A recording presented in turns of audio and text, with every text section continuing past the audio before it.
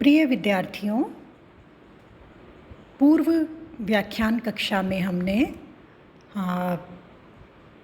रीतिकालीन साहित्य की जो प्रेरक परिस्थितियाँ थी उनके संबंध में पढ़ा था।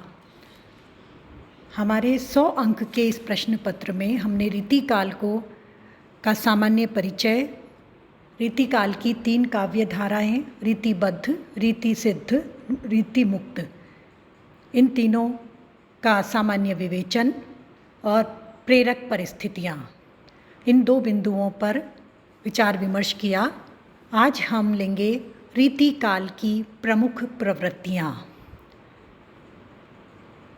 वे कौन कौन सी विशेषताएं हैं रीतिकालीन साहित्य में जो उसे अपने पूर्व के भक्तिकाल और आदिकालीन साहित्य से कुछ भिन्न स्तर पर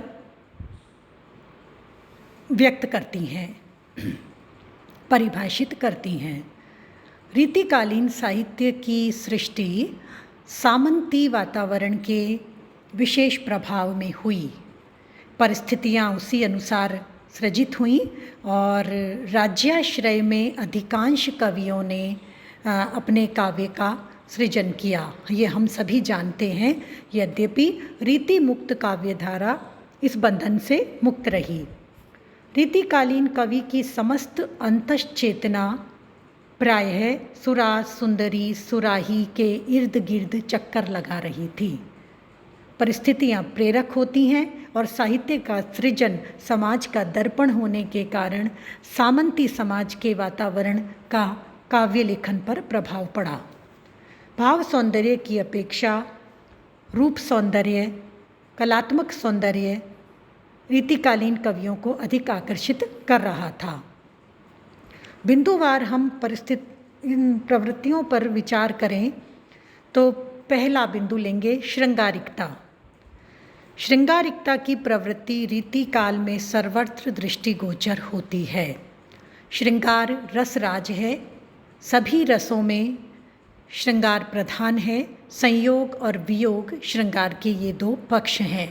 इन दोनों ही पक्षों को रीतिकालीन कवियों के काव्य के वर्ण्य विषय के रूप में प्रधानता से देखा जा सकता है। यद्यपि रीतिकालीन कवियों का प्रमुख विषय नायक नायिका भेद, नखशिख वर्णन, आचार्य होने के कारण सिद्धांतों का प्रतिपादन, लक्षण ग्रंथों की प्रस्तुति इत्यादि था, फिर भी उनके काव्य में श्रृंगार की प्रधानता प्रतिपादित हुई है। इस युग में श्रृंगार के दोनों ही पक्ष के संबंध में विवरण मिलते हैं। रीतिकालीन कवि हाव भावों पर श्रृंगार को मुख्य केंद्रित रखते हैं। बिहारी का यह दोहा इसका स्पष्ट उदाहरण है। बतरस लालच लाल की मुरली धरी लुकाए, सौह करे भौहन हंसे देन कहे नटी जाए। संयोग पक्ष के रूप चित्रण में रीतिकालीन कवि विशेष सिद्ध हस्त हैं। मतीराम, देव, पद्माकर जैसे रस सिद्ध कवि रूप सौंदर्य का वर्णन करने में पूर्ण रूप से रमे हुए दिखाई देते हैं। राधा कृष्ण की लीलाओं को केंद्र में रखकर यद्यपि उनकी गहराई को स्पर्श न कर पाने की अपनी सीमा के चलते भी उन्होंने श्रृंगार के वर्णन किए हैं। श्रृंगार का दूसरा पक्ष है वियोग। वियोग पक्ष पर भी रीतिकालीन काव्यकारों ने अपनी कलम को चलाया है।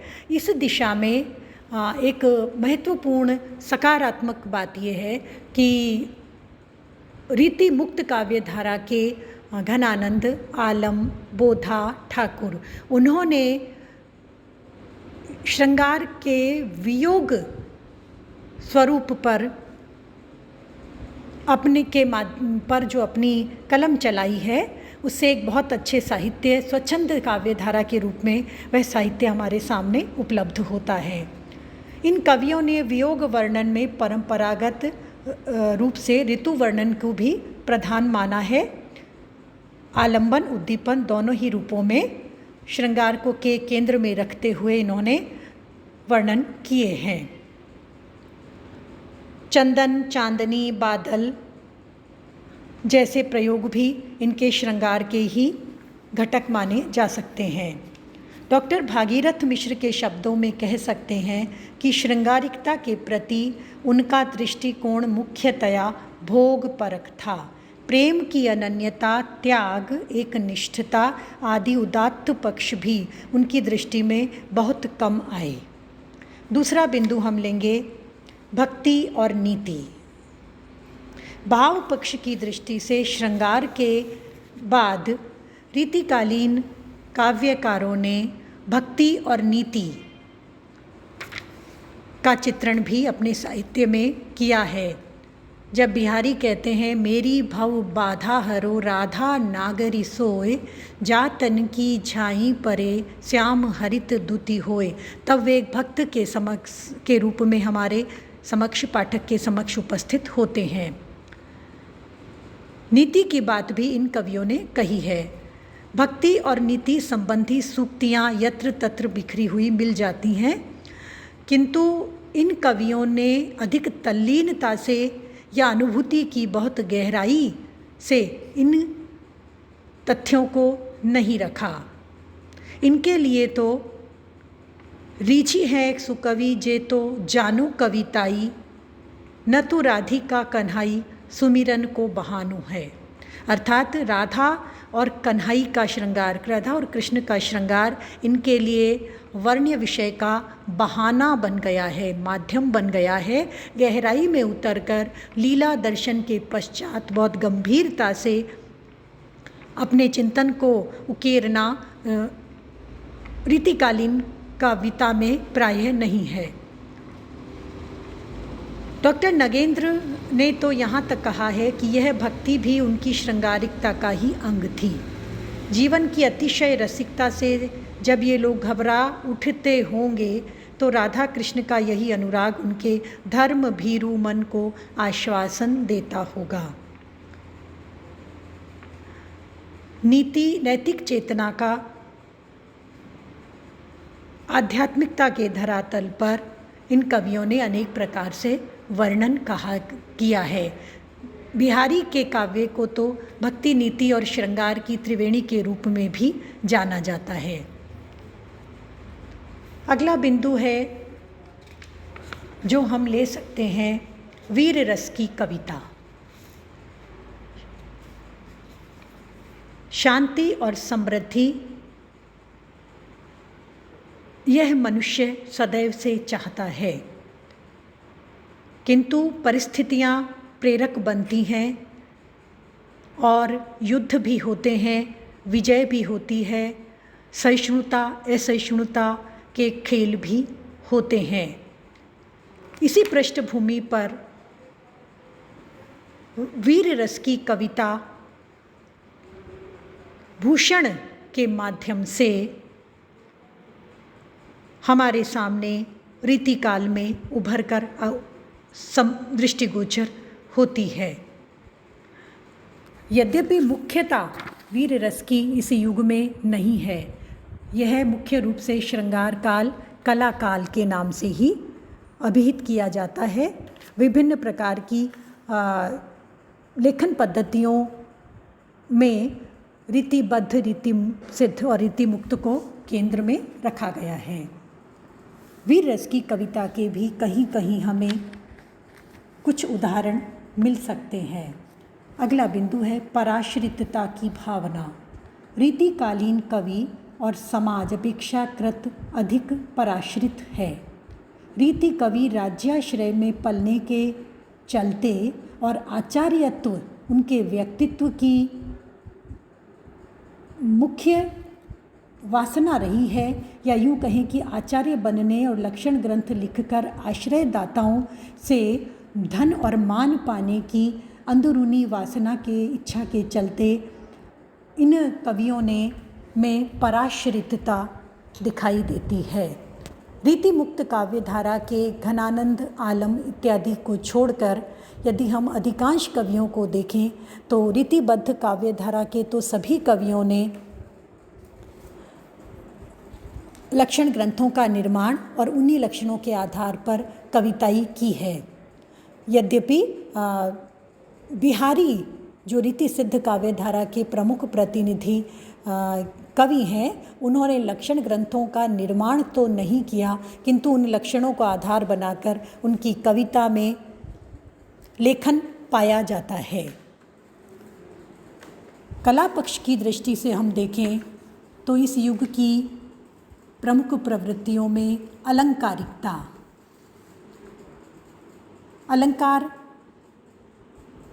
तो जब केशव ये कहते हैं कि यद्यपि सुजाति सुलक्षणी कविता वनिता मित्त की बात करते हैं तो वो अलंकार की ही, उनके अनुसार भूषण बिनु न विराज ही, बिना आभूषण के जिस प्रकार से नारी के देह का सौंदर्य उभर कर सामने प्रकट नहीं होता, आकर्षण नहीं दृष्टिगत होता, उसी प्रकार से कविता में भी यदि अलंकार नहीं है तो वह कविता कविता नहीं है।